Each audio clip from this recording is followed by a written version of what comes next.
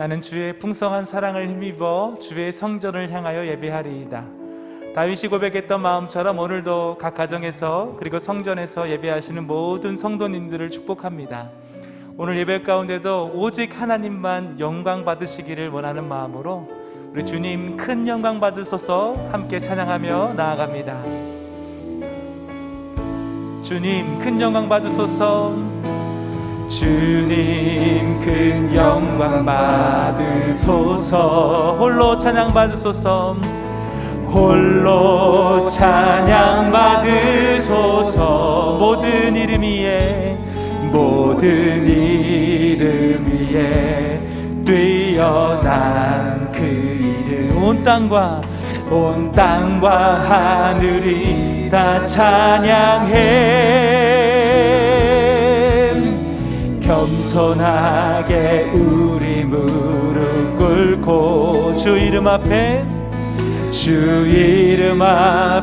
영광 돌리세. 모두 절하세. 모두 절하세. 독생자의 주님께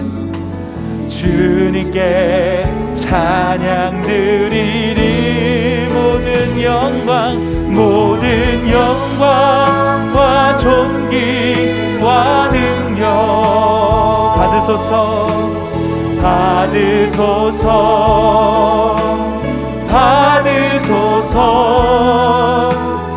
영광과 존귀와 능력 받으소서. 주님 받으소서. 그리스도 살아계신 하나님. 네, 한 번 더 고백합니다. 주님 큰 영광 받으소서. 홀로 찬양 받으소서. 모든 이름 위에 뛰어난 그 이름. 온 땅과 하늘이 다 찬양해. 겸손하게 우리 무릎 꿇고 주 이름 앞에 영광 돌리세. 모두 절하세. 독생자 예수. 주님께 우리 모두 함께 두 손을 들고 함께 고백합니다. 모든 영광과 존귀와 능력 오직 주님만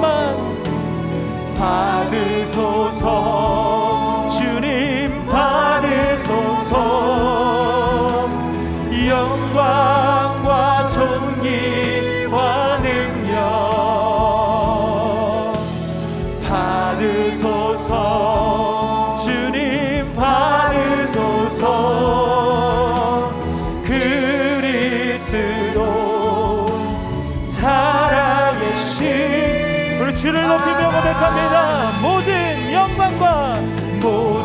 영광과 존귀와 능력 받으소서.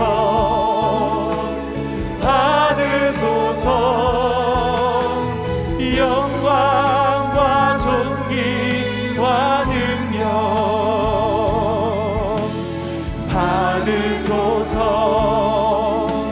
모든 영광과 존귀와 능력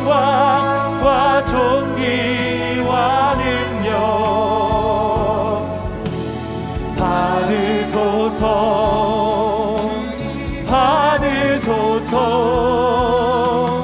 영광과 존귀와 능력 받으소서.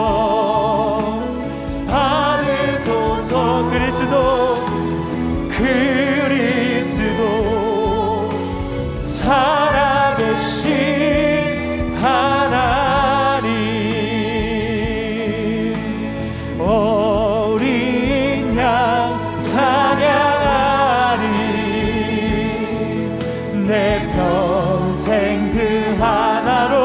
충분해요. 어린 양 찬양하리. 내가 어린 양 대신 예수 그리스도의 이름을 높이며 고백합니다. 어린 양 찬양하리. 내 평생 그 하나로 충분해요. 어린 양 찬양하리. 내가 주의 임재. 이 목소리로만 고백해 보실까요?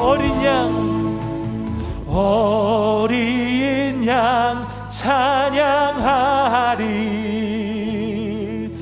내 평생 그 하나로 충분해요. 어린 양 찬양하리. 내가 주의 임재. 어린 양 찬양하리. 어린 양 찬양하리. 내 평생 그 하나로 충분해요. 어린 양 찬양하리. 내가 주의 임재. 주의 보혈 능력이 또다. 주의 보혈 능력이 또다. 주의 피 믿으오. 주의 보혈 그 어린 양의 매우 귀중한 피로다. 모두 함께 자리에 일어나셔서 임재 찬양을 들으시겠습니다. 하늘의 문을 여소서. 이곳을 주목하소서. 주를 향한 노래가 꺼지지 않으니. 하늘을 열고 보소서. 성전과 각 가정 가운데 이곳에 임재하소서. 주님을 기다립니다. 기도의 향기가 하늘에. 주여 임재하소서. 주여 임재하여 주소서.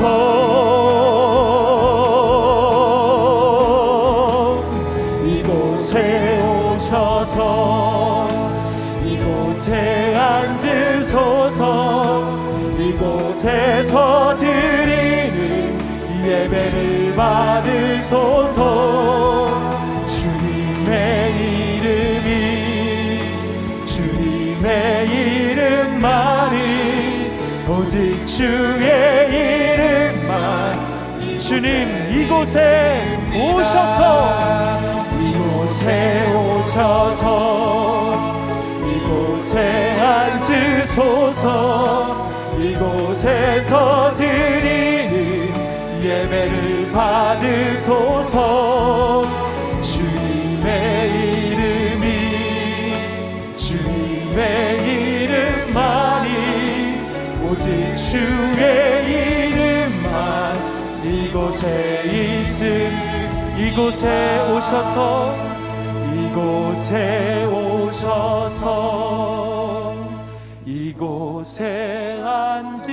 앉으소서.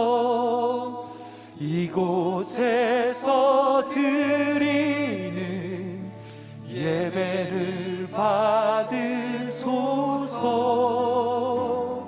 주님의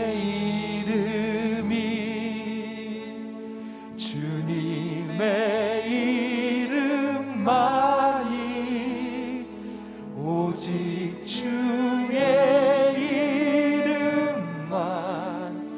이곳에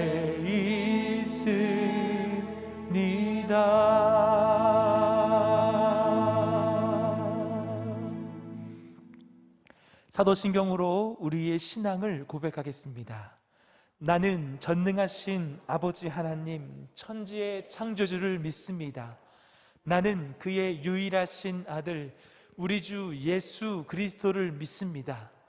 그는 성령으로 잉태되어 동정녀 마리아에게서 나시고 본디오 빌라도에게 고난을 받아 십자가에 못 박혀 죽으시고 장사된 지 사흘 만에 죽은 자 가운데서 다시 살아나셨으며 하늘에 오르시어 전능하신 아버지 하나님 우편에 앉아 계시다가 거기로부터 살아있는 자와 죽은 자를 심판하러 오십니다. 나는 성령을 믿으며 거룩한 공교회와 성도의 교제와 죄를 용서받는 것과 몸의 부활과 영생을 믿습니다. 아멘. 함께 예배하시는 분들 또한 가족들과 인사 나누시겠습니다. 사랑하고 축복합니다. 사랑하고 축복합니다. 자리에 앉으셔서 찬송가 429장을 드리시겠습니다. 드리신 후에는 이승훈 집사님께서 기도해 주시겠습니다.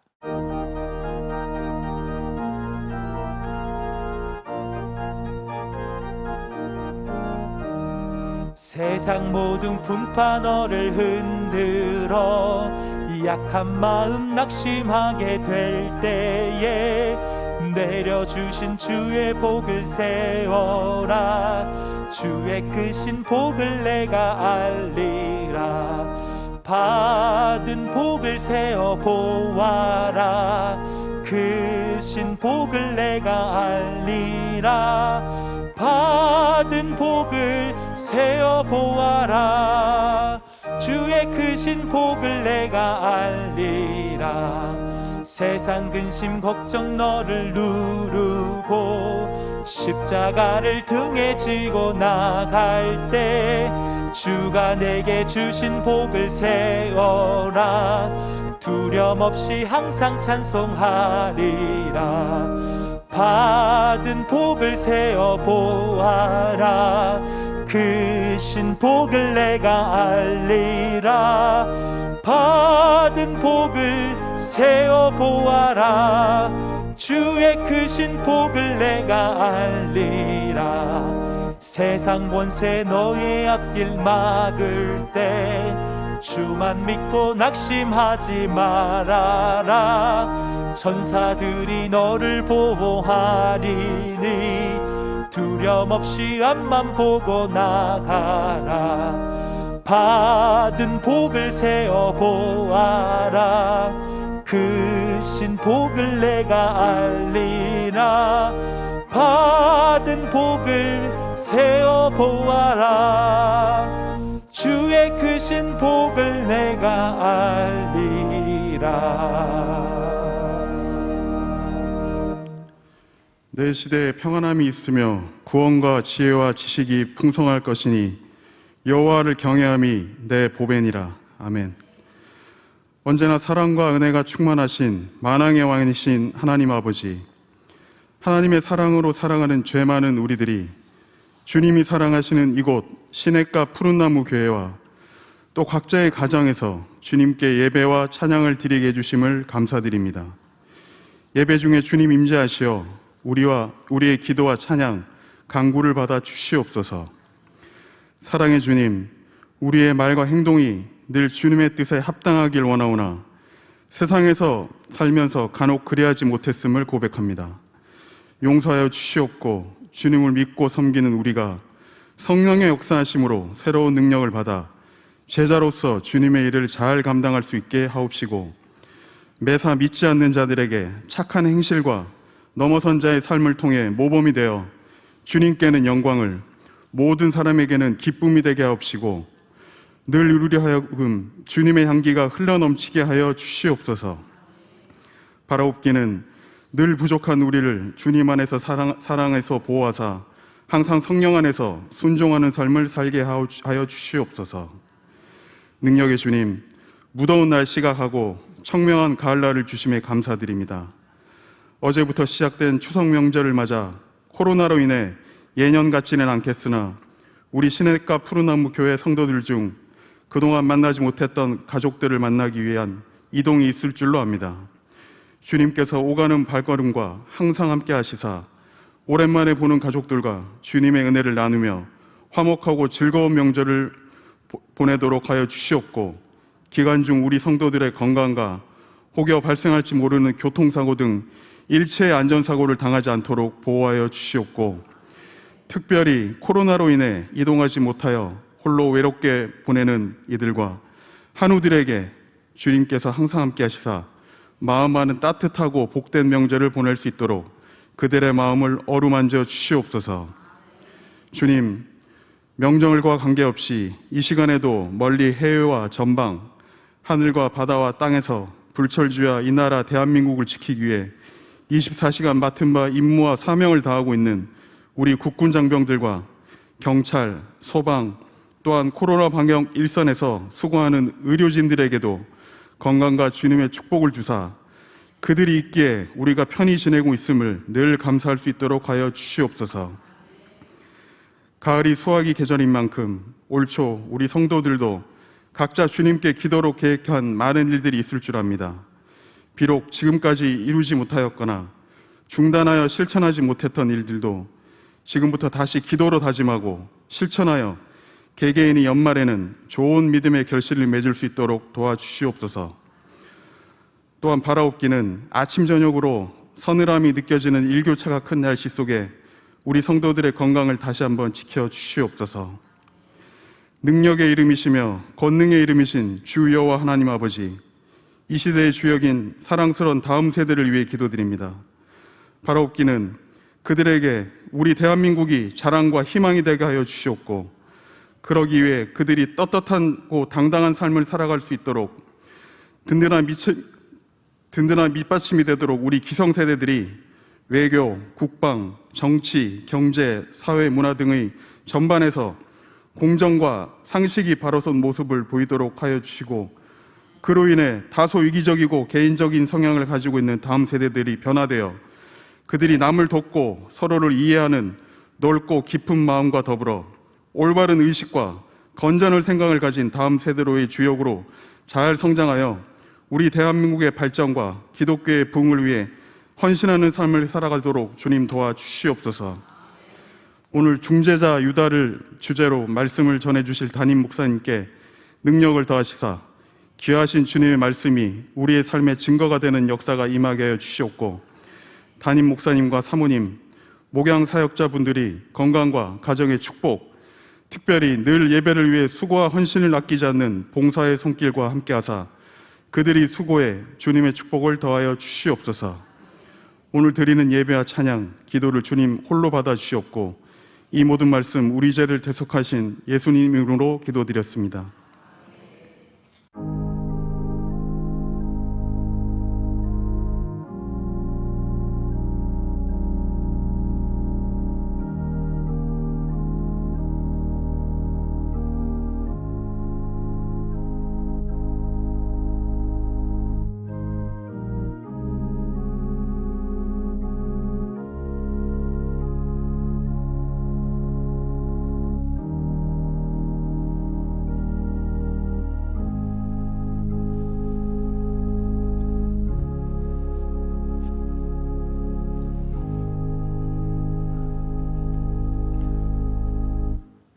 오늘 우리에게 주신 하나님의 말씀은 요한계시록 7장 4절에서 12절, 요한계시록 7장 4절에서 12절 말씀입니다.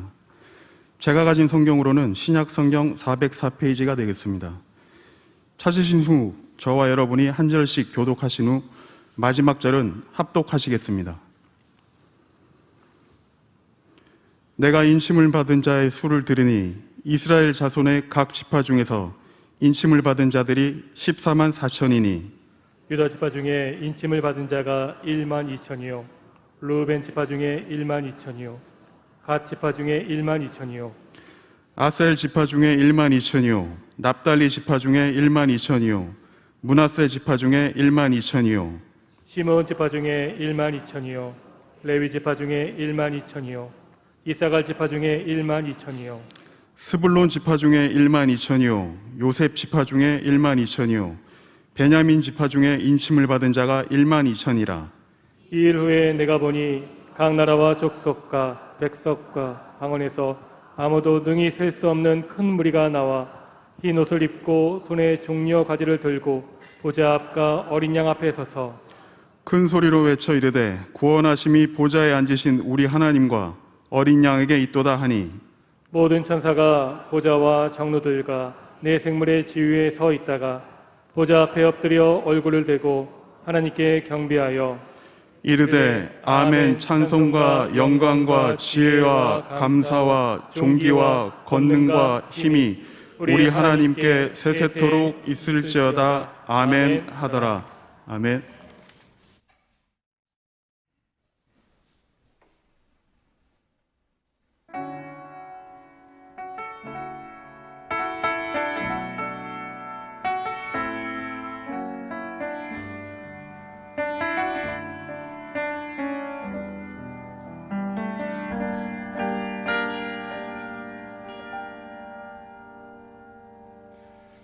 왜 나를 깊은 어둠 속에 홀로 두시는지, 어두운 밤은 왜 그리 길었는지,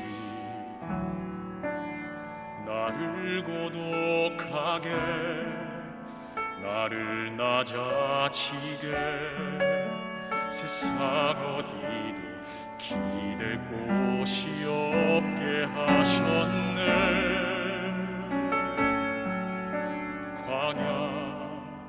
광야에 서 있네.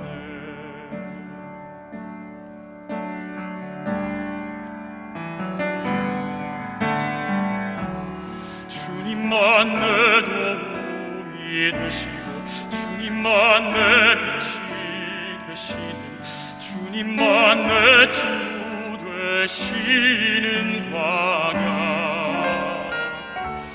주님 손 놓고는 단 하루도 살 수 없는 곳 광야에 서 있네.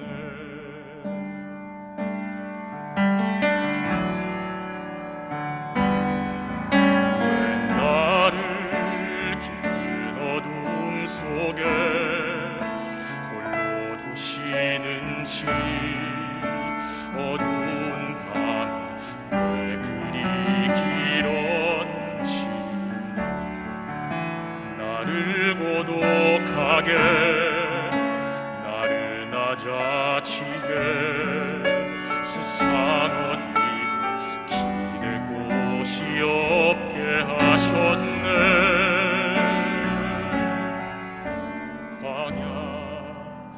광야에 서 있네. 주님만 내 도움이 되시고 주님만 내 빛이 되시는, 주님만 내 친구 되시는 광야. 주님 손 놓고는 단 하루도 살 수 없는 곳 광야.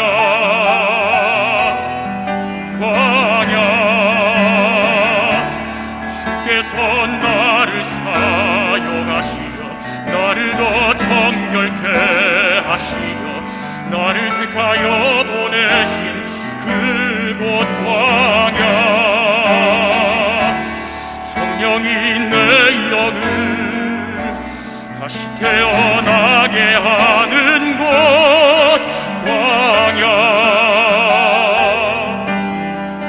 광야에 서 있네.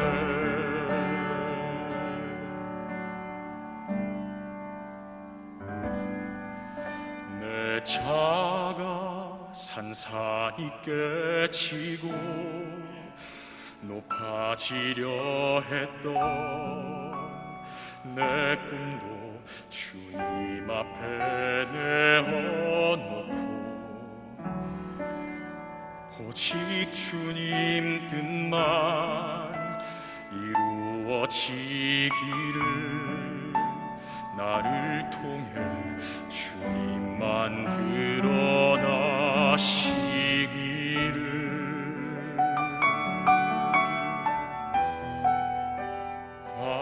광야를 지나며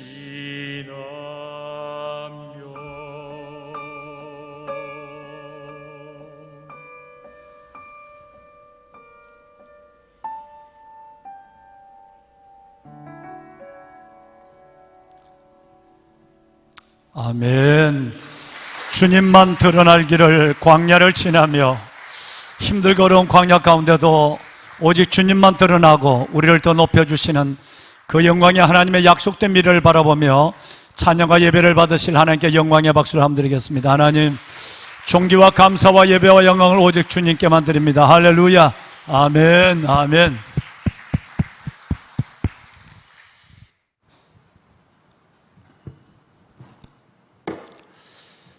우리 하나님이여, 이제 우리가 주께 감사하며 주의 영화로운 이름을 영원히 찬양하나이다.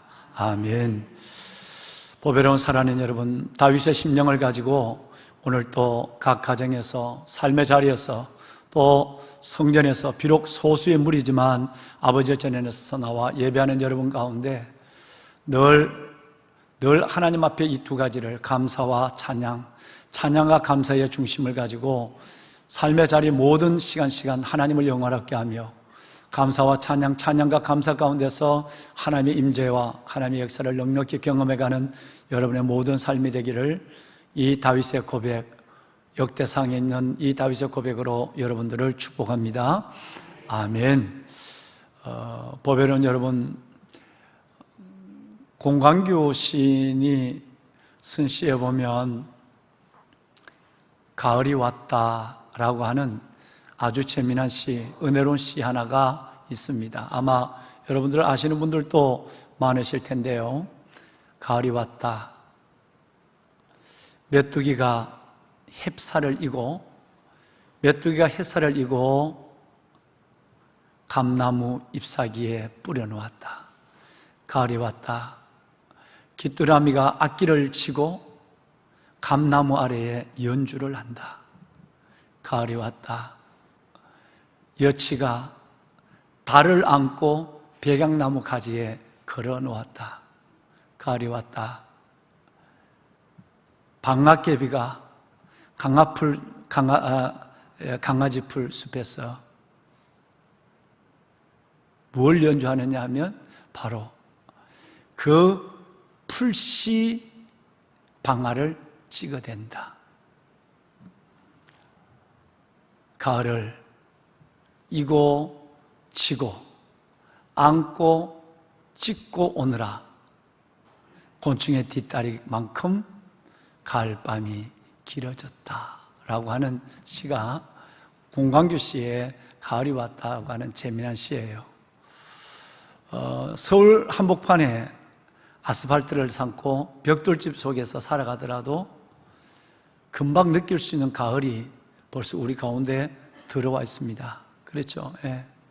풀벌레 소리가 들리고 어디서 나왔는지 스산한, 여러분 벌써 아마 찬바람이 우리의 옷깃을 여미게 하고, 문을 닫아야만 하고, 그리고 또 하나는 왠지 높아진 가을 하늘을 바라보면서 외로움을 느끼는 그런 가을이 왔어요. 공광규 시인은 이런 가을의 노래를 그의 특유의 서정적이고 또 농촌의 목가적인 그런 풍경을 글로 담아내서 우리에게 전해줬습니다. 우리 한번 그 시를 한번 전문을 한번 봤으면 좋겠어요. 이 시를 제가 오래된 시인데 이 시를 정말 좋아합니다. 보면 촌에서 자라기 때문에 이 시를 하면 메뚜기가 눈에 보이고요, 이 시를 읽으면 귀뚜라미 소리가 들리고 여러분 여치 소리가 들리고 환한 달빛이 내 가슴 속에 훤히 들어와 어딘가 걸려있는 그 모습을 보게 되는 것이죠. 우리 한번 가을이 왔다, 이 시를 한번 동심을 가지고 이 가을 때로는 바쁘게 살아오고 지치게 살아왔던 우리의 삶을 잠시 내려놓는 마음에서 이 시를 한번 우리 성도 여러분들과 함께 천천히 한번 낭독을 한번 했으면 좋겠어요. 옛날 추억도 생각하시고 또 가을에 여러분 이서정도 생각하면서 여러분의 정서를, 감성을 깨우는 마음에서 한번 이 공광규 씨의 이 가을이 왔다라고 하는 시를 한번 읽었으면 좋겠어요. 함께 읽을까요? 가을이 왔다. 메뚜기가 햇살을 입어와서 감나무 잎사이에 내려놓았다, 뿌려놓았다. 가을이 왔다. 귀뚜라미가 악기를 지고 와서 뽕나무 아래 연주를 한다. 가을이 왔다. 여치가 달을 안고 와서 백양나무 목양나무에 걸어놓았다. 가을이 왔다. 방앗개비가 강아지 풀 숲에서 풀씨 방아를 찍고 있다. 무엇을 찍는다고요? 풀씨방. 풀잎씨를 여러분 풀씨를 풀씨 방아를 찍고 있다. 가을 마지막 한 절 읽어볼까요? 가을을 이고 치고 안고 찍고 오느라고 곤충의 뒷다리만큼 가을밤이 길어졌다. 여러분 그렇습니다. 이 가을의 한복판에 한가운데 한가위가 있죠. 추석이라는 말은 여러 가지 말이 있습니다. 한가위, 중추절, 추석 이렇게 얘기하는데 한가위라는 이 말은 여러분 가위라는 말은 우리말 가베에서 나온 얘기인데요. 한가운데, 가운데 있다는 말을 가위라고 그러고 가베라고 그렇게 얘기하죠. 근데 한이라는 이 여러분 말은 크다는 얘기예요. 그러니까 음력으로 8월 15일, 8월 달의 한가운데 여러분 바로 8월 보름 추석이 있는 거예요. 그래서 중추절이라고 하는 거예요. 음력으로 8월 15일 한가운데 또 계절적으로 보면 가을의 한가운데 여러분 바로 한가위가 있다고 그래서 추석이 있다고 그래서 한가위라고 얘기하고 가운데 있다고 그래서 중추절이라고 얘기합니다. 추석은 단순한 가을의 밤이 아니라 달밤 때문에 추석이라고 한 거죠. 달이 밝은 가을밤. 그래서 그것을 다른 말로 중추절, 다른 말로 추석이라고 얘기합니다.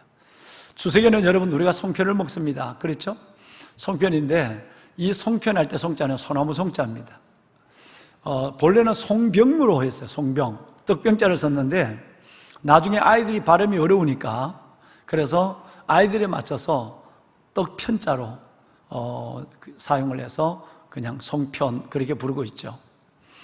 이 송편을 왜 소나무 송자가 거기에 들어가느냐 하면 요즘은 시골에도 잘 그리지 않는 것 같습니다.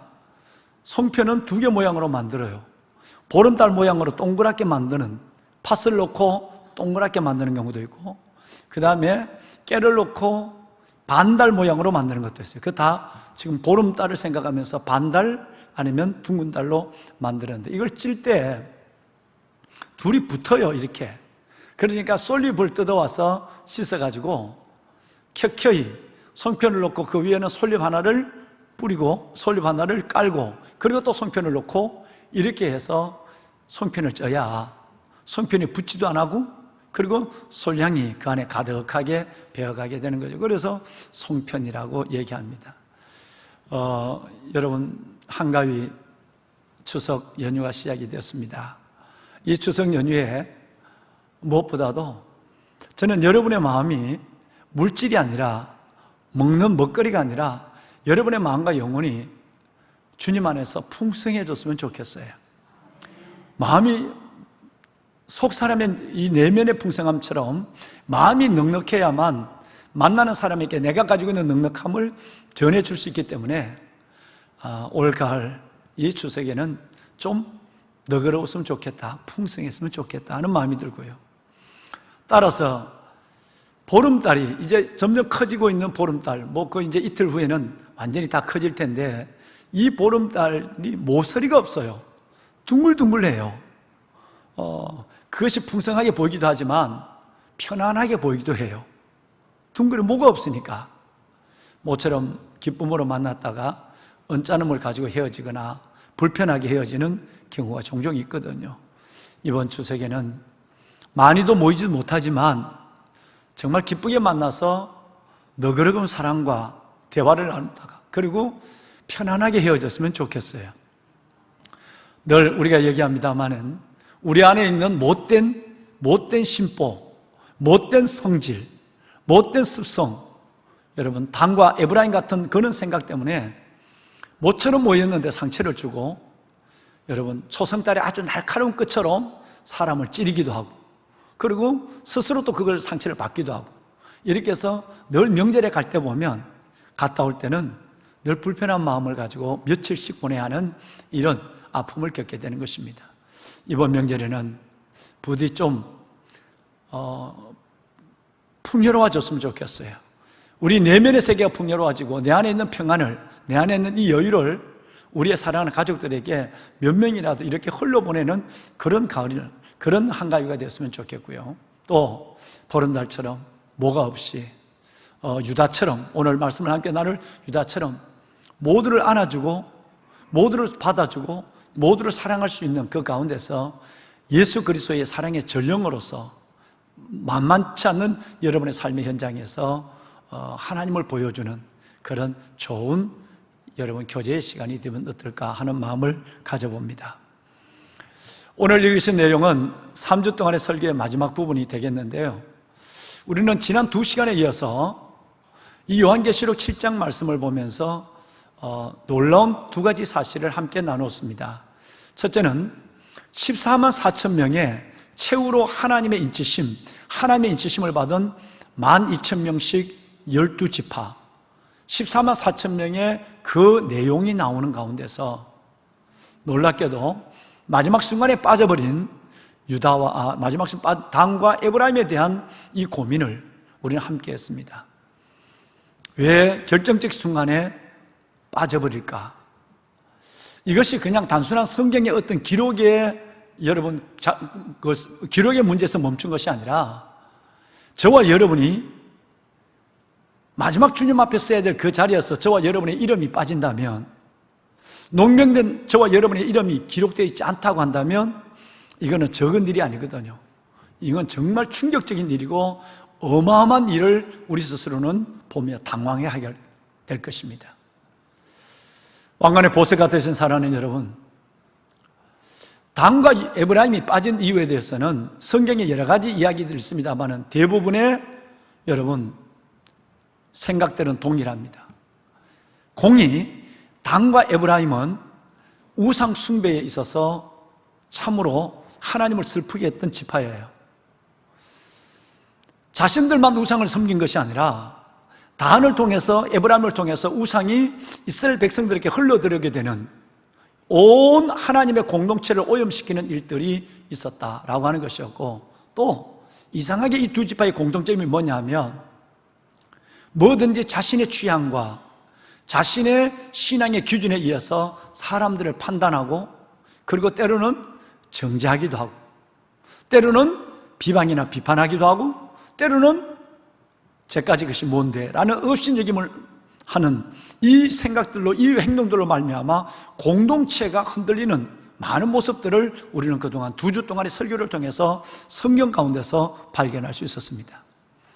참 잘 믿는데 대대로 자기는 참 하나님을 잘 사랑한다고 하는데 그 삶을 들여다보면 정말 하나님이 결정적 자리에서 빼버릴 수밖에 없는 한계를 가지고 있고, 회개하지 아니하고 고치지 아니하는, 여러분 이 문제가 얼마나 하나님을 슬프게 하고 얼마나 하나님을 여러분 실망시켰는가 하는 사실을 생각하면서 우리는 2시간 단과 에브라임에 대해서 함께 이 말씀을 나눈 생각들을 하게 됩니다. 오늘 유다는 이들과는 전혀 다른 삶을 살아왔습니다. 유다는 미디에이터, 중재자, 예수 그리스도의 모형적 삶을 살아간 사람입니다. 구약에 예수 그리스도의 모형이 되는 사람이 참 많죠. 아브라함부터.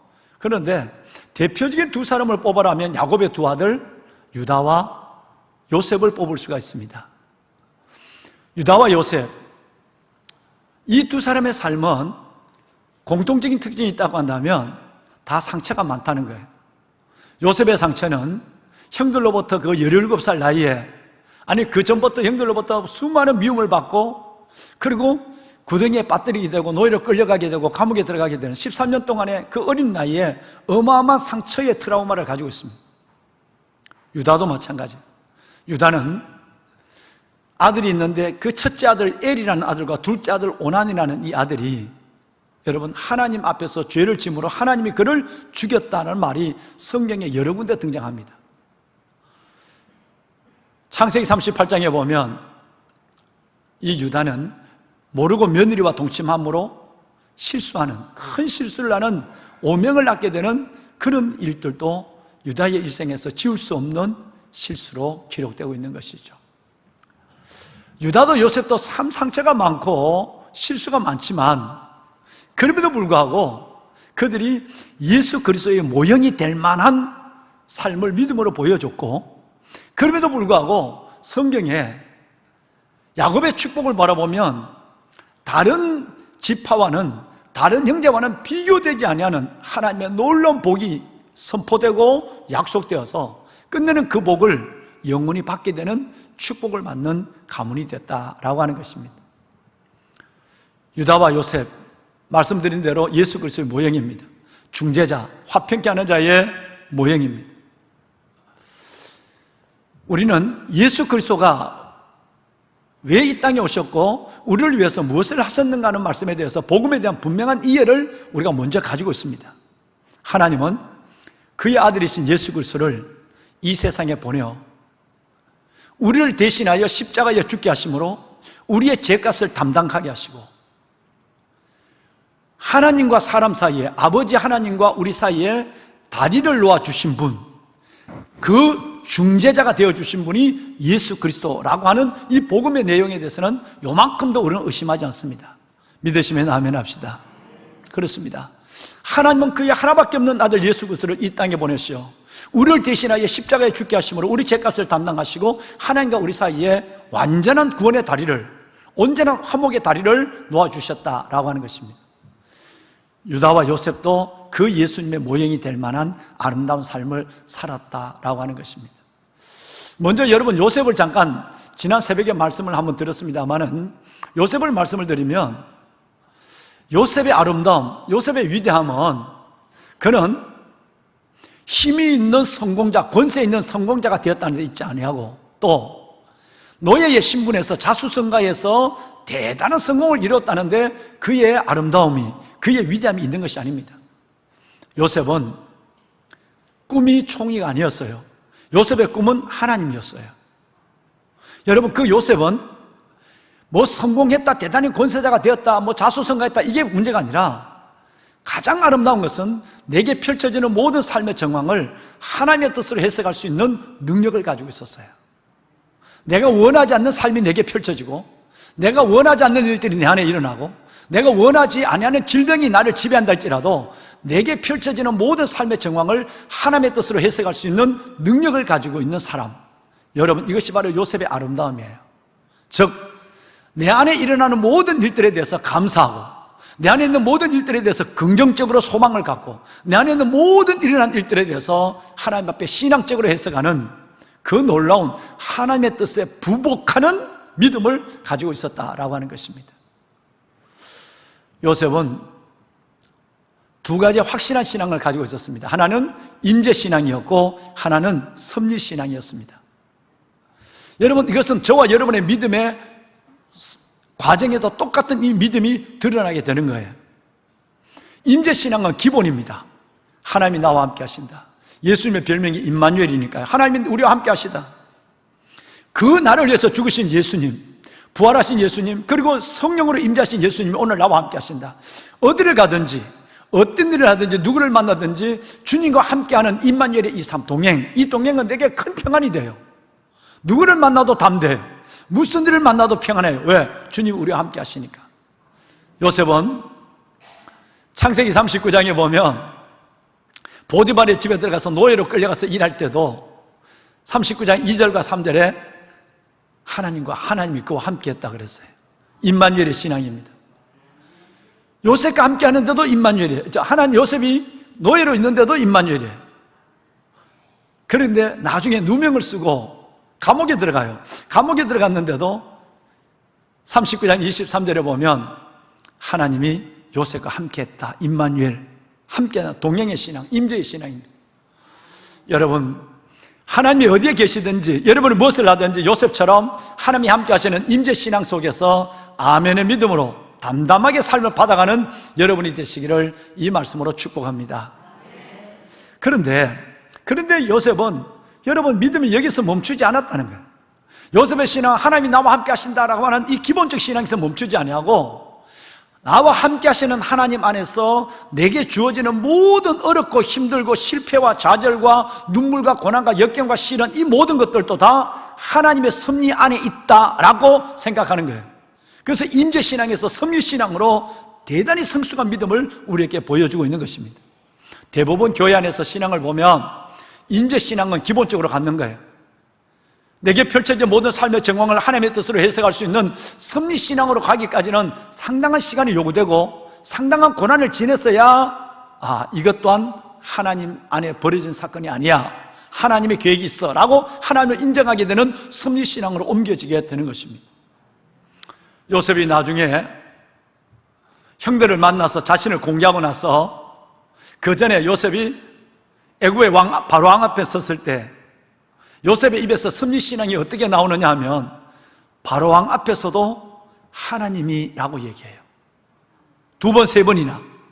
그리고 요셉의 형들을 만났을 때도 창세기 45장 7절, 그리고 여러분 8절, 9절, 10절, 여러분 6절부터 이제 5절부터 보면 5절, 7절, 8절, 9절, 10절 5군데나 바라보면 하나님이라고 말하고 있어요. 놀라운 것입니다.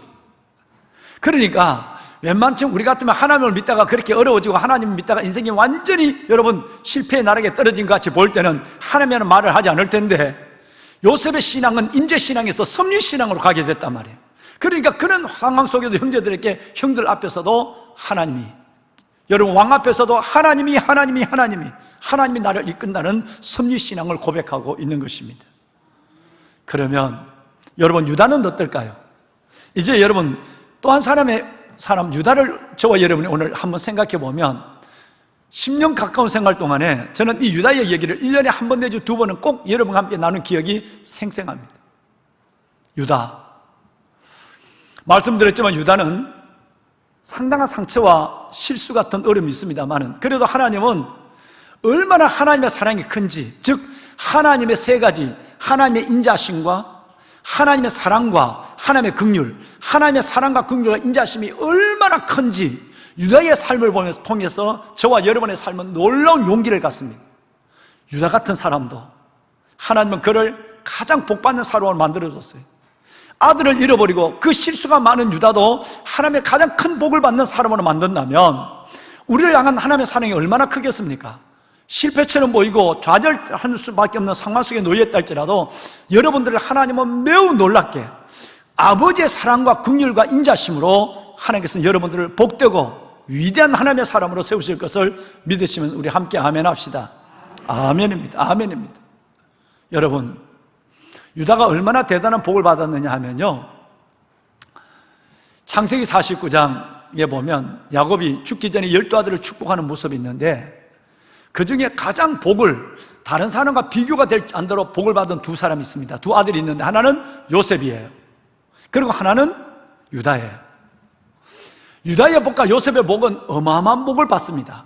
그 예언대로 복을 받는데 그 복의 내용은 나중에 오늘 이 설교를 마치면서 여러분 결론적으로 여러분과 함께 나누게 될 것입니다. 유다, 이스라엘 백성들이 광야를 지낼 때 홍해를 건너서 가나안 땅을 들어가게 될 때에 동쪽에 3개, 서쪽에 3, 남쪽에 3, 북쪽에 3, 12지파가 성전을 중심으로 여러분 성막을 중심으로 이동하게 됩니다. 맨 동쪽에 있는 지파, 가는 방향이죠. 그리고 제1대, 우리 남자들 얘기하던 선봉대에서 누가 서느냐 하면 1대의 3개 지파 중에서 유다 지파가 맨 선봉대에 깃발을 들고 나갑니다. 몇 년 동안? 40년 동안 말이죠. 여러분, 이건 굉장히 이해하기 쉽지 않은 것입니다. 또 수용하기도 쉽지 않습니다.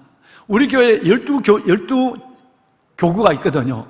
12교구가 있는데 담임 목사가 계속적으로 주일날 어떤 한 1부나 2부나 3부 예배를 정해서 그때는 꼭 그 교구에서만 기도하라 라고 얘기했다면 한 달쯤 지나고 나면 아마 다른 교구는 데모가 일어날 거예요.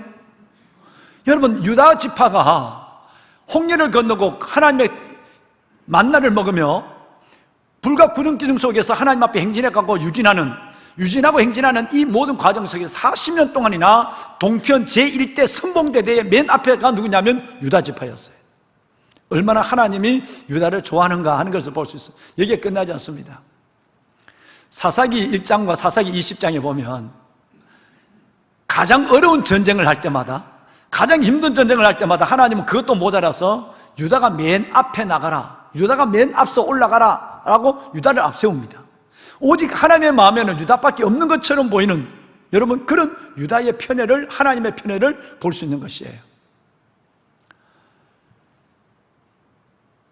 마태복음 1장에 보면 메시아의 족보, 예수님의 족보가 나오는데 아브라함부터 나오죠. 아브라함과 다윗의 자손 예수 그리스도의 세계라. 아브라함이 이삭을 낳고, 이삭이 야곱을 낳고, 야곱이 루벤을 낳고 이렇게 나가야 맞는데 유다 앞에 있는 세 명을 다 빼버립니다. 루벤, 시몬, 레위. 여러분, 루벤, 시몬, 레위를 다 빼버리고 아브라함이 이삭을 낳고, 이삭이 야곱을 낳고, 야곱이 유다와 그 형제를 낳고 이렇게 돼 있어요. 그러니까 여러분, 메시아의 족보 속에서도 하나님은 네 번째 아들 유다를 거기다 집어내서 유다의 메시아의 거룩한 계보를 설명하고 있다는 거예요. 좀 지나치다 할 정도로 하나님은 유다를 좋아하세요. 수천 년의 역사가 지났지만 이스라엘 땅을 유대 땅이라고 그러고 이스라엘 민족을 유대 민족이라고 그래요. 이스라엘 땅, 이스라엘 민족이라고 얘기하지만 보편적으로 수천 년 동안에 모든 사람들은, 열방의 사람들은 다 유대 땅, 그리고 유대 민족 이렇게 얘기합니다. 영원히 유다를 기억하고 있는 모습을 보게 되는 것입니다. 왕관의 보석 같으신 여러분, 그러면 왜 유다인가 하는 거죠. 오늘 요한계시록에 읽으신 7장에 보면 14만 4천 명의 그 숫자가 나오는데도 제일 먼저 루벤이 나오는 것이 아니라 루벤 앞에 유다가 5절에 제일 먼저 나왔는 것을 여러분과 제가 지금 보고 지나왔습니다. 유다가 제일 먼저 나왔어요. 유다는 아까 잠깐 말씀을 드렸지만 유다는 많은 상처와 실수가 있음에도 불구하고 유다는 화평케 하는 자였어요. 피스메이커였습니다. 즉 예수님의 별명인 미디에이터였어요. 중재자였습니다. 어딜 가든지 형제 사이에서도, 아버지와 형들 사이에서도, 아버지와 총리 사이에 어디를 가더라도 유다는 자신을 희생하며 자신의 목숨을 내어놓고 중재하는, 화평케 하는 사람이었습니다. 단과 에브라임과는 전혀 다른 사람이었습니다. 에브라임과 단은 늘 우상을 섬길 뿐 아니라 늘 형제를 걸리게 만들었어요. 오죽 했으면 단에 대해서 길섭의 뱀이요 샛길의 독사로다, 말의 뒷꿈을 물어서 그 말을 넘어뜨리게 한다고 얘기했을까요? 그리고 바산에 나오는 새끼 사자다고 여러분 얘기를 했습니다. 에브라임에 대해서는 그만큼 자신의 취향과 자신의 신앙의 생각과 맞지 않는 삶에 대해서는 여지없이 어떤 비방이나 때로는 정죄나 때로는 판단이나 더 나아가서는 업신여김을 하는 이 나쁜 습관들을 가지고 있는 그 적나라한 모습들을 2주 동안 저와 여러분들이 함께 나누었던 것을 여러분 기억하고 계실 줄로 저는 믿습니다. 유다는 달랐어요. 여러분, 유다는 달라요. 아니, 완전히 달라요. 이제 야곱은 그의 인생 노년에 네 번째 아들 유다가 어떻게 철이 있는 모습으로, 어떻게 아름다운 모습으로 살아가는가에 대해서 야곱은 매우 큰 아버지는 감동을 받았을 거예요. 그래서 아버지의 마음으로 유다를 축복하는 것이 아니라 마지막 죽기 전에, 이 세상을 떠나기 전에 하나님께서는 아버지 야곱의 마음속에다가 자신의 감정과 인지상정의 어떤 뜻이 아니라 하나님이 그에게 앞으로 유다가 받을 복을 그에게 예언하게 하는 거예요. 성령으로 그 복을 선포하게 하는 모습들이 창세기 49장 8절로 12절에 기록되어 있습니다. 대표적인 세 가지. 왜 유다인가?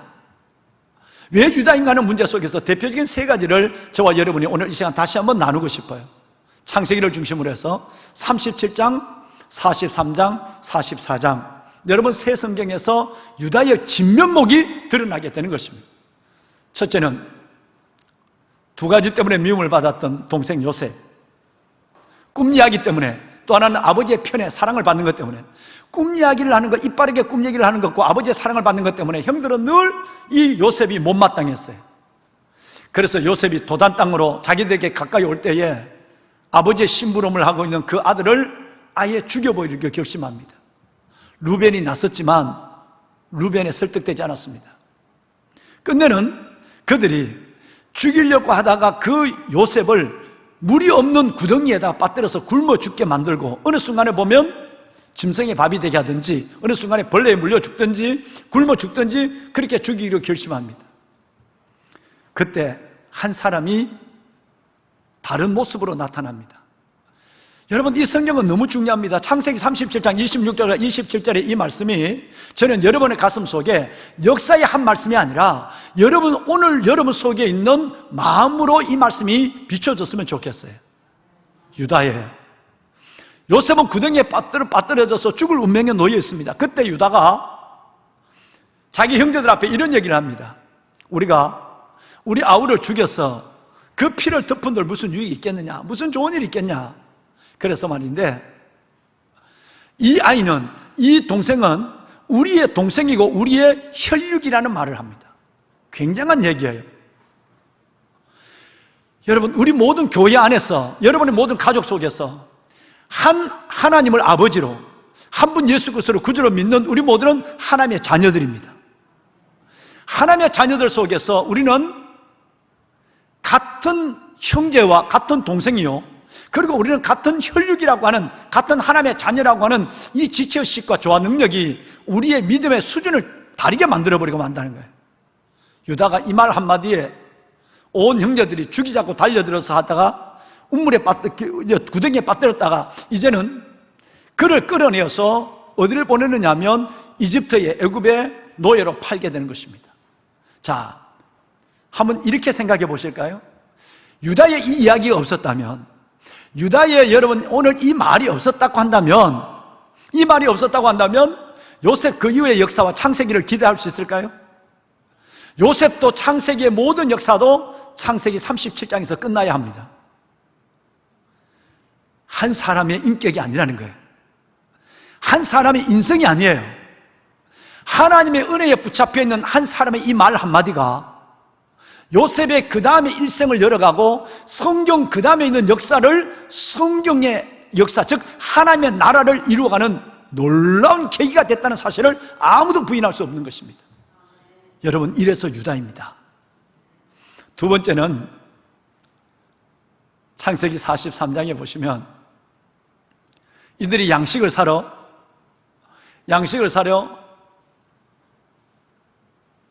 애굽으로 내려갑니다. 내려갔다가 요셉이 괴락과 술수를 쓰죠. 요셉은 형을 알지만 형들은 요셉을 몰라요. 그 형들을 보고 너희들이 이 땅을 엿보러 왔는 첩자들이 아니냐라고 얘기해요. 누명을 씌우는 거죠. 그들이 변명합니다. 아닙니다. 우리는 절대 첩자가 아니고 우리 다 같은 한 아버지 아들들입니다.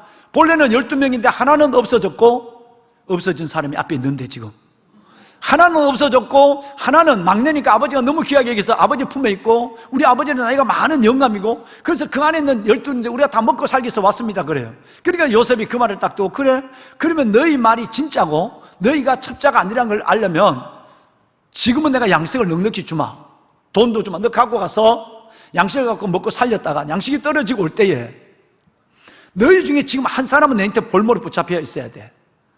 한 사람을 붙잡아 놓고 나중에 양식을 다시 사러 올 때는 너희가 말한 그 막내, 너희 아버지가 사랑한다는 그 막내를 데려와야 내 얼굴을 보고 시몬도 데려갈 수 있고 양식도 데려갈 수 있다고 생각해 라고 보냈어요. 여러분, 졸지에 이제는 시몬 하나가 없어졌어요.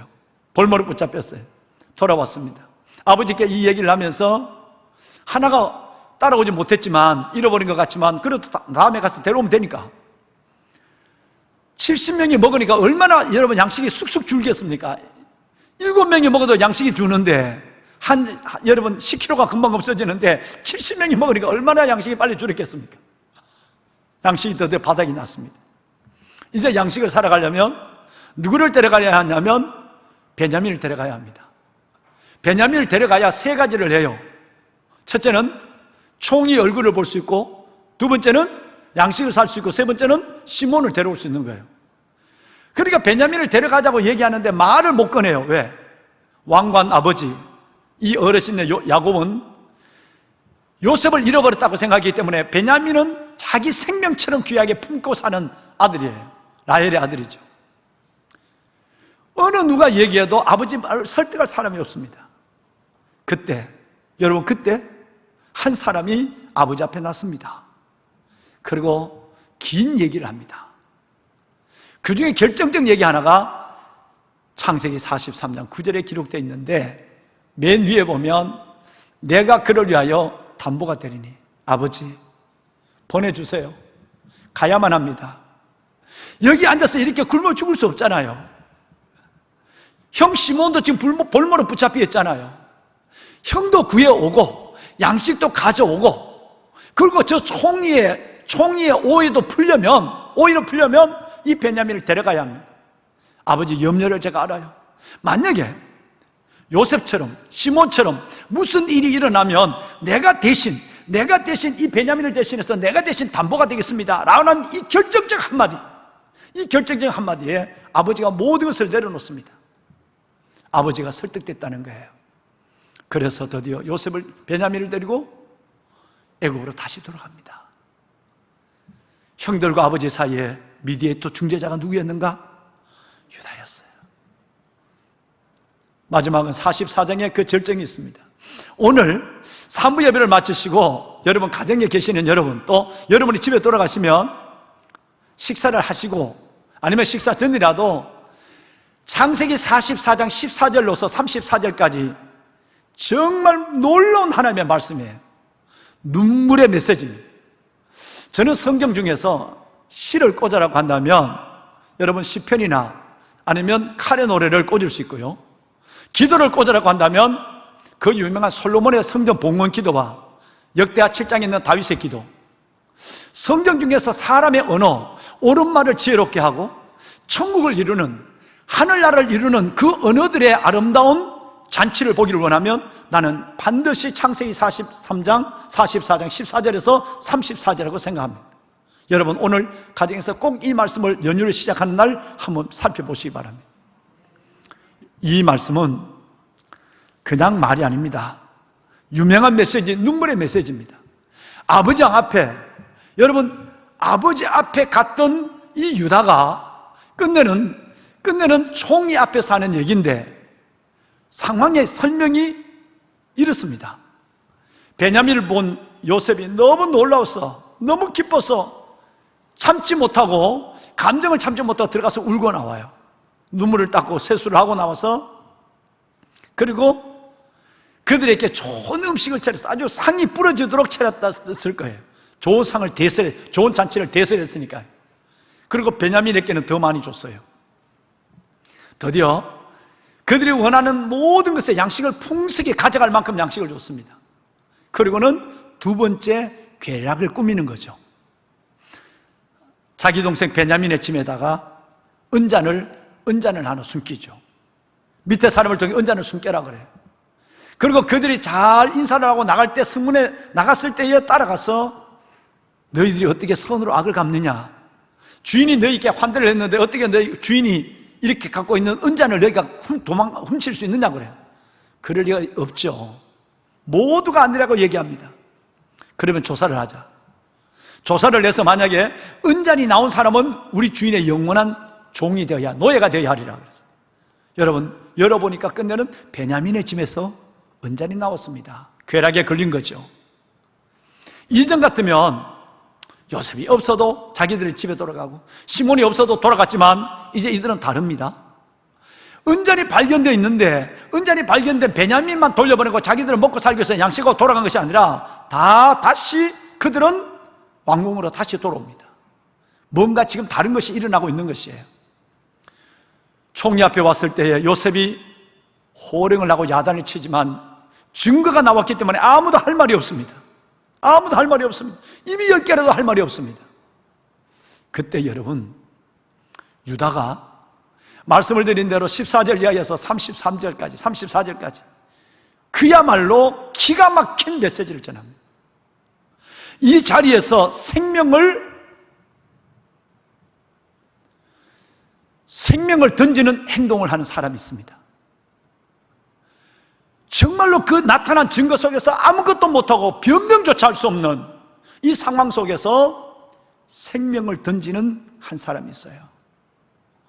목숨을 걸고 말을 하는 한 사람이 있습니다. 이 사람이 유다입니다. 14절 이하의 사연이 나오는데 16절에 가보면요, 두 가지 사실이 너무너무 놀랍습니다. 저는 이 성경을 보며 깜짝 놀랐어요. 여러분, 저 주홍색 글씨와 노란색 글씨를 눈여겨보십시오. 유다가 총리 요셉에게 하는 이 이야기를 한번 들어보십시오. 첫째 뭐냐면 자신의 죄를 찾아냅니다.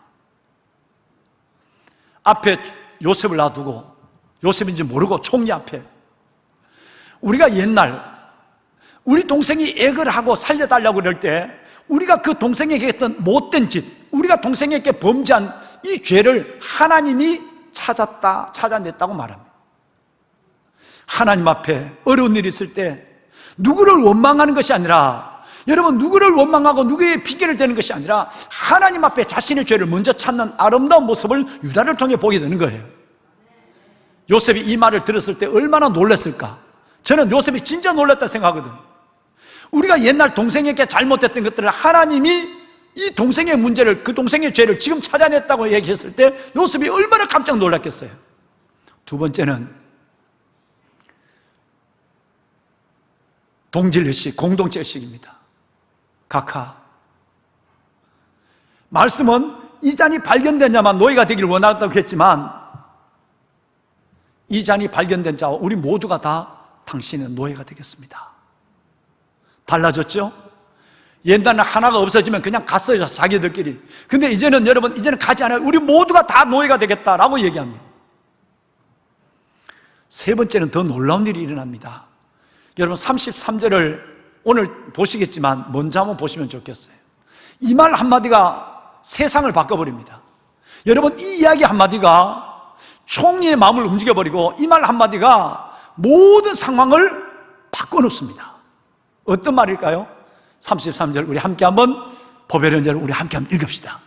시작. 이제 주의 종으로 그 아이를 대신하여 머물러 있어 내 주의 종이 되게 하시고 그 아이는 그의 형제들과 함께 올려 보내소서. 여러분, 이 말이 얼마나 어마어마한 얘기냐면 요셉은 절제력이 대단합니다. 7년 풍년과 7년 6년 동안 자기는 애굽의 2인자의 자리에 있을 때라도 집으로 가지 않았습니다. 하나님이 자기에게 꿈꿈이 실질적으로 눈앞에 이루어지기를, 즉 형들과 아버지가 자기에게 오기를, 꿈이 이루어지는 하나님의 꿈의 현실을 보기를 원했어요. 어떤 슬픔이 있어도 혼자서 울고 나왔지 우는 사람이 아니에요. 자신의 신분을 공개하지 않았습니다. 그런데 이 말 한마디에 형, 내가 당신들이 팔았던 형이라고 공개하며 얼마나 울었는지요. 그 울음소리가 애굽 사람들에게 모두에게 들렸고 바로의 왕궁에까지 그 통곡의 소리가, 울음소리가 들렸다고 말할 정도로 크게 이 말 한마디에 울기 시작하는 것이에요. 그럼 이 말이 무슨 말일까요?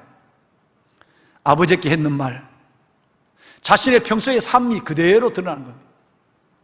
누구를 밟고 내 마음에 맞지 않는 누구를 싫어하고 누구를 거절하고 누구를 죽이고 내가 사는 것이 아니라 아버지께 얘기한 것처럼 내가 이 아이에게 무슨 일이 있다면 내가 아이를 대신한 담보가 되겠다는 그 말을, 자기가 했는 말을 이제는 자신의 목숨을 걸고 생명을 걸고 그 총리 앞에 나와서 이 말을 현실적으로 하는 겁니다.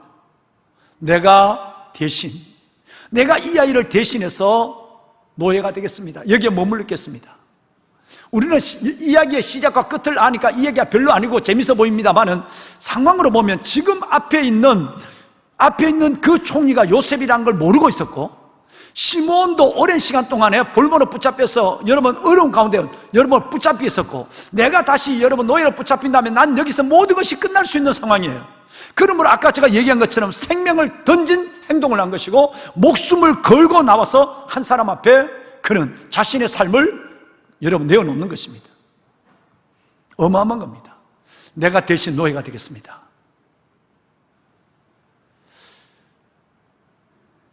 명절에 모이면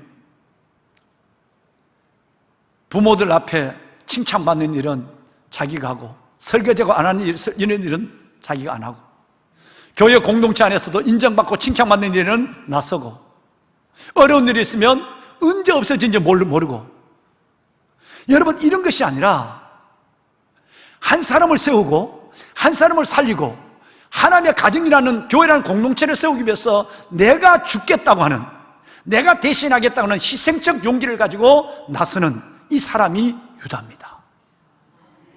방송실 33절 띄워놓으세요. 두 번째는 뭐냐 하면 함께 합시다. 우리는 함께 가야 합니다. 요셉을 진짜 울게 하는 건 이것이었어요. 옛날에는 자기를 우등에 빠뜨려버리고 자기를 팔아버리고 형들은 웃으면서 갔어요. 시몬이 없어도 양식 갖고 먹고 살기로 갔어요. 그런데 이제는 그들이 아까 16절 말씀처럼 은잔이 발견된 베냐민만 두고 떠난 것이 아니라 그들이 다 돌아와서 우리 모두가 당신의 노예가 되겠습니다 라고 얘기하고, 이제는 유다의 입에서는 나는 여기에 노예로 당신에게 여러분 볼모로 붙잡혀 있다 할지라도 이 아이와 우리 형제들은 함께 가야 합니다. 우리는 함께 가야 합니다. 이 아이는 함께 보내야만 합니다 라는 얘기를 해요. 함께. 여러분, 우리 이 땅에서 믿음 생활 잘하다가 한 사람도 단처럼 에바넴처럼 빠지지 말고 우리 하늘 앞에, 하나님 앞에 우리 모두가 함께 여러분의 얼굴을 볼 수 있기를 주의 이름으로 축원합니다. 그렇게 돼야 되지 않습니까? 우리는 함께 가야 합니다. 저 마음을 고동친 것은 이것이었어요. 함께 가야 합니다.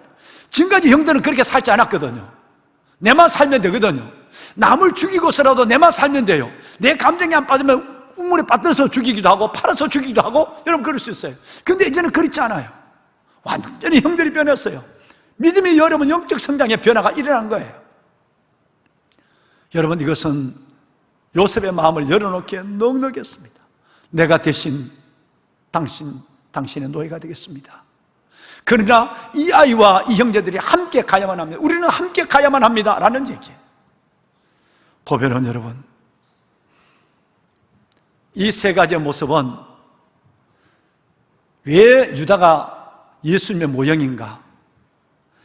하나밖에 없는 독생자를 이 땅에 보내시고 하나님의 독생자로 오신 그분이 우리를 살리기 위하여 그 십자가 위에 한 방울의 피와 물을 다 쏟기까지 그분이 죽어주심으로 말미암아 하나님과 우리 사이에 중재자가 되어주시고 화평자는 제물이 되어주시고, 그분이 죽어주심으로 말미암아 우리를 살려주신 이 놀라운 은혜를 우리는 유다의 짧은 삶을 통해서 다시 보면서 놀라지 않을 수가 없는 거예요. 유다, 내가 죽고 내가 붙잡히고 내가 노예가 될지언정 이 아이를 살려야 하고, 우리는 하나님 앞에 함께 가야 되는 이 운명과 함께 가야 되는 이 사명에 대해서 자신을 희생시키는 이 유다의 아름다운 모습은 하나님의 마음을 감동케 하고 하나님의 복을 끌어오매 넉넉하다는 얘기예요. 여러분, 유다가 되십시오. 우리 유다가 됩시다. 왜 유다인가? 하나님의 왜 유다에게 이 어마어마한 복을 주시는가? 아까 말씀드린 그 엄청난 복을 왜 유다에게만 하나님이 주시는가?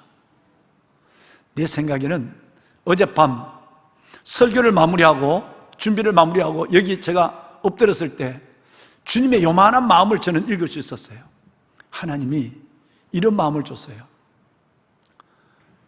유다가 가면, 유다가 있으면 하나님이 편하대요. 저는 어제 마지막 설교 노트를 들고 이 밤에 여기 와서 엎드려 기도하는데 주님이 주신 마음인지 모르겠습니다만 내 마음에 지울 수 없는 마음이 뭐냐 하면 하나님이 그렇게 자식을 앞세우고 그렇게 실수해도 이 유다의 미디에이터 중재자의 삶이, 화평케 하는 자의 삶이 쉽게 남을 정죄하고 너는 너 죄값을 받아 라고 하는, 여러분 그렇게 던지고 업신여기고 내 하나의 믿음으로 모든 걸 요구하는 율법적 신앙이 아닌 자신을 복음 가운데 희생시키고 자신을 낮아지는 이 유다를 볼 때 하나님이 너무 편하대. 하나님, 이 목사가 하나님을 편안하게 하는 목사가 되었으면 좋겠습니다. 어제 제가 하나님께 회개를 하며 기도한 것이, 하나님 혹시 내가 하나님 일을 한다면서도 하나님의 마음을 근심하게 하고 하나님이 나를 보고 하나님의 마음을 편하게 하지 않았다면 하나님의 죄를 용서하십시오. 하나님의 죄를 용서해 주십시오. 하나님이 내게 주신 마음은, 나는 유다를 보면 마음이 편하다. 그래서 40년 동안 선봉대 내가 만들었다. 결정적인 순간에 나 유다가 앞에 가면 나는 마음이 편안해. 여러분, 하나님이 나를 보시고 편안하게 생각합니까? 아니면 하나님이 나를 보면 부뚜막에 앉은 아이처럼 불안해합니까? 우리 유다가 되어야 합니다. 복이 있습니다. 복이, 약속된 복이 있습니다. 고린도전서 4장 5절에 보면 때가 이르기 전 곧 주님이 다시 재림하시기까지 아무것도 판단하지 마라. 함부로 정죄하지 마라. 판단하지 마라. 그때가 되면 어두운 데 감춘 것이 드러나요. 마음의 뜻이, 여러분 모든 것이 마음의 뜻이 여러분 나타날 때가 됩니다. 그때 유다처럼 살아온 여러분들에게 억울하지만 왜 나만이야? 라고 할지 모르지만 유다처럼 살아온 여러분들에게, 당과 에브라임의 옛사람이 아니라 유다처럼 살아온 여러분들에게 하나님은 각 사람에게 칭찬이 있으리라, 상급이 있으리라. 놀랍지 않습니까? 여러분,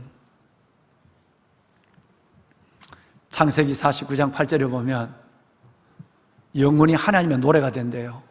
유다 뜻이 찬송이라는 뜻이에요.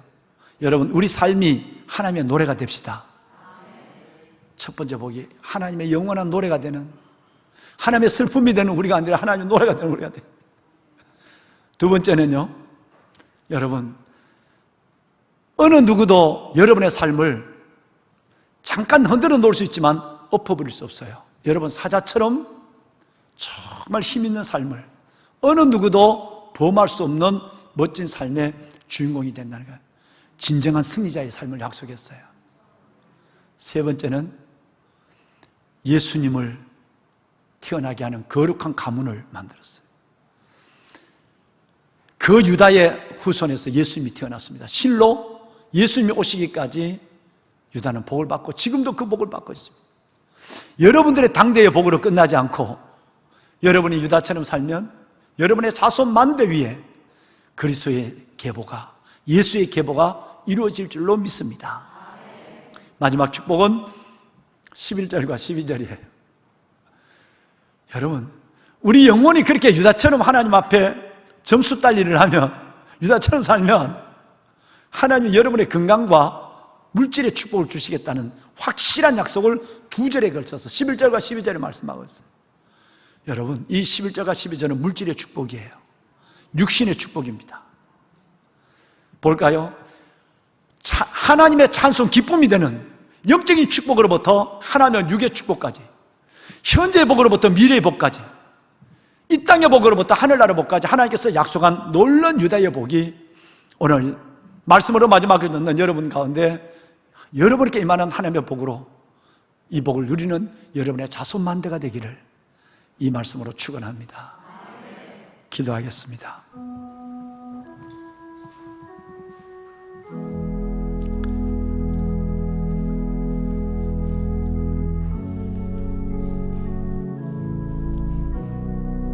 살아계신 하나님,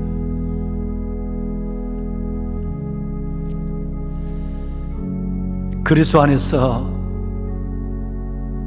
값없이 구원을, 생명을 얻은 우리가 놀라운 복음과 사랑의 빚을 지고 있지만 여전히 나는 옛사람의 모습, 당과 에브라임의 모습을 떨쳐버리지 못하고 돼지가 씻은 몸을 다시 뒹구는 것처럼 나의 믿음의 취향과 내 신앙의 표현의 방식대로 그렇게 믿지 않고 살지 않는 사람들에 대해서 때로는 판단하고, 때로는 정죄하고, 때로는 비판하고, 업신여기까지 했던 우리의 모든 죄를 주님 용서하여 주옵소서. 하나님, 말씀으로 임재하신 하나님, 우리가 오늘 온전한 유다가 되기를 원합니다. 수많은 삶의 실패와 상처를 가지고 있지만 그 엄청난 하나님의 사랑과 주의 긍휼과 인자심 가운데 가장 복받는 사람으로 우뚝 세워진 유다, 그 유다의 모습대로 나의 삶을 이끌어 주시고 유다의 복으로 나와 우리 모든 자손들 넘치는 영광을 볼 수 있도록 하나님 채우시고 더하여 주옵소서. 아빠 아버지 하나님, 예수님이 하늘과 땅에 하나님과 우리 사이에 중보자 되신 예수 그리스도의 모습처럼 사람과 사람 사이에 있어서도 유다처럼 화평케 하는 자가 되게 하시고 은혜를 끼치는 자가 되게 하시고 아름다운 중재자의 모습으로 하나님의 대리자 우리 주 예수 그리스도의 삶을 재현해가는 모두의 삶으로 이끌어 주시옵소서. 아버지 앞에 오늘 영과 진리로 예배를 드렸습니다. 3주 동안 선포된 하나님의 말씀이 마무리됩니다.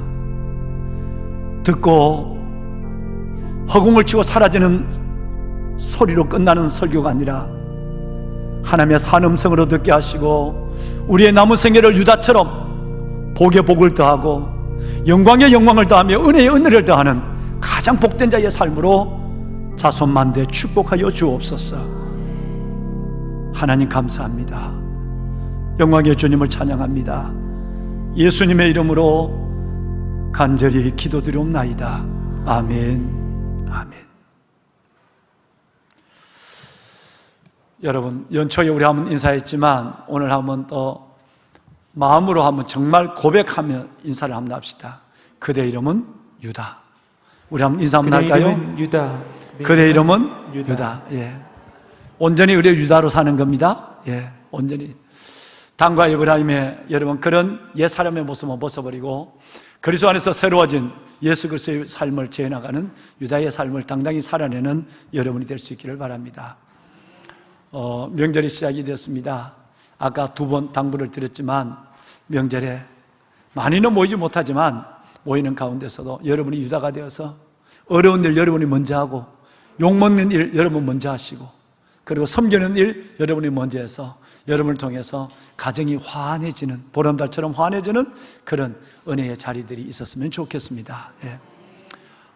코로나 상황인데 매우 어렵습니다. 여러분 꼭 방역에 철저함을 다하시고 가족의 만남이라도 주의해 주시고 지금까지 교회 공동체와 여러분들을 가정과 여러분을 정말 이렇게 수천 명씩 코로나 확진자가 생기는 가운데서도 하나님께서 여러분들을 지켜주었어요. 예. 끝까지 방역에 철저함을 다하고 또 오가는 걸음에 조심하시고 건강한 모습으로 다시 만나시며 시편 91편의 말씀이 끝까지 코로나 끝날 때까지 아니 여러분과 제가 이 세상을 떠날 때까지 밤에 찾아오는 공포와 낮에 날아드는 화살과 어두울 때 퍼지는 전염병과 밝을 때 닥쳐오는 재앙으로부터 여러분 보호함을 받는 모두가 되기를 축원합니다. 아멘, 아멘입니다. 예. 연휴 기간 동안에 내일 새벽부터 3일 동안은 모든 예배는 가정 예배로 대체하겠습니다. 우리 목사님들 또 직원분들 교회 당직도 서야 하고 또 숲속 작은 나라에 가서 또 추모 예배 이번부터는 추석날과 설날 당일날 11시와 2시에 추모 예배를 우리 드립니다. 뭐 시간이 맞으면 같이 예배를 드리면 좋고요. 정 못 맞으시면 오셔서 여러분 쭉 숲속 작은 나라 둘러보시고 아름다운 귀뚜라미 소리, 여치 소리, 여러분 여러분 이 방학개비도 좀 한 몇 마리 잡아보고 그런 좋은 시간들을 좀 갔었으면 좋겠습니다. 이 연휴 기간 동안에 다른 것은 다 가정 예배를 대체하지만 고민하다가 어제 결심했습니다. 성전 예배는 오픈하겠습니다. 성전 예배는 오히려 더 여유가 있지 않을까요? 그렇죠? 직장에 다니는 분들 맞아요. 그래서 보통 새벽 5시부터 4시부터 문을 열어서 저녁 10시까지 성전 기도를 했는데, 그러려면 우리 직원들이 너무 힘이 드니까, 그래서 아침 10시부터 직원들이 나와서 여러분들을 영접합니다. 그래서 아침 10시부터 오후 5시까지만이라도 여러분 집에 계시다가 좀 바람도 쉬고 기도도 하고 싶고 그러면 성전에 오셔서 마음껏 기도하고 돌아가십시오. 예. 그래서 성전 기도는 오픈합니다. 제가 1부, 2부 예배 때 이 광고를 빠뜨려 버렸어요. 그래서 1부, 2부 예배 참석한 분들 어떻게 하나 나 지금 아주 고민입니다. 당황되고 있어요. 여러분이 좀 이렇게 전달해 주세요. 성전에 다른 예배는 각 가정 예배 드리더라도 성전 기도는 아침 10시부터 오후 5시까지 진행된다고 시간까지 좀 잘 얘기해서 여러분 가족들과 함께 성전에 와서 손잡고 기도하고 그런 시간이 있었으면 좋겠습니다. 가을에 여러 가지 교육 프로그램들이 진행되고 있는데 관심을 가지고 참여하셔서 여러분의 믿음의 성장을 이뤄가는 그런 계기가 되었으면 좋겠어요. 우리 한 번만 더 인사합시다. 한 번 더. 유다로 삽시다. 옆에 있는 사람은 유다로 삽시다. 유다로 삽시다. 예, 유다로 삽시다. 예. 예, 다 같이 일어나 볼까요? 일어나십니다. 예, 새 가족이 있어. 예, 미안합니다. 예, 잠깐만요. 제가 새 가족 카드를 못 봤습니다. 예. 귀한 분이 오셨네요. 전영순 집사님. 우리 전영양 권사님이 인도하여 주셨어요. 우리 전영순 집사님, 우리 잠깐 어디 계십니까? 예. 집사님 환영합니다. 우리 계란 받으세요. 선물 받으세요. 네, 큰 박수 한번 할까요? 네, 잘 오셨어요. 잘 오셨습니다. 예. 우리 전영남 권사님 오셨습니까? 권사님 저기 계시네. 예. 두 자매가 되십니까? 권사님 동생이세요?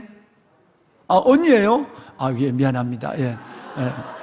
그래, 우리 전영순 우리 언니 집사님, 또 동생 되시는 우리 전영남 권사님, 이렇게 함께 우리 이 두 아름다운 자매분들을 위해서 우리 한번 축복의 박수 한번 더 할까요? 네, 감사합니다. 네, 환영합니다. 네. 자리에 앉으십시오. 네. 우리 다 같이 일어납시다. 일어나서 오늘은 모처럼 주만 바라볼지라 가사를 생각하면 이 찬양 우리 하나님께 드리겠습니다. 주만 바라볼지라.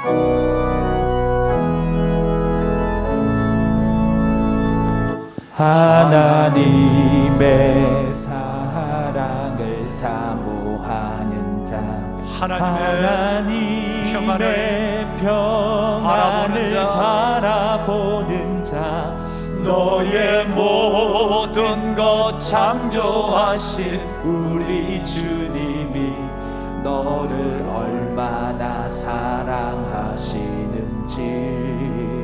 하나님께 찬양과 경배하는 자, 하나님께 찬양과 경배하는 자, 하나님의 선하심을 닮아가는 자, 너의 모든 것 창조하신 우리 주님이 너를 자녀 삼으셨네. 자녀 삼으셨네.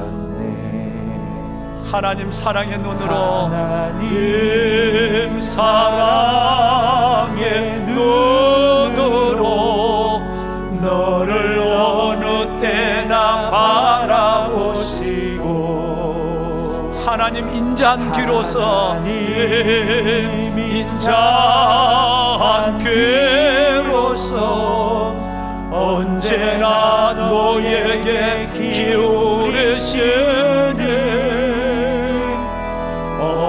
어두움에 밝은 빛을 비춰주시고, 너의 작은 신음에도 응답하시니, 너는 어느 곳에 있던지 주를 향하고 주만 바라볼지라, 주만 바라볼지라, 주만 바라볼지라,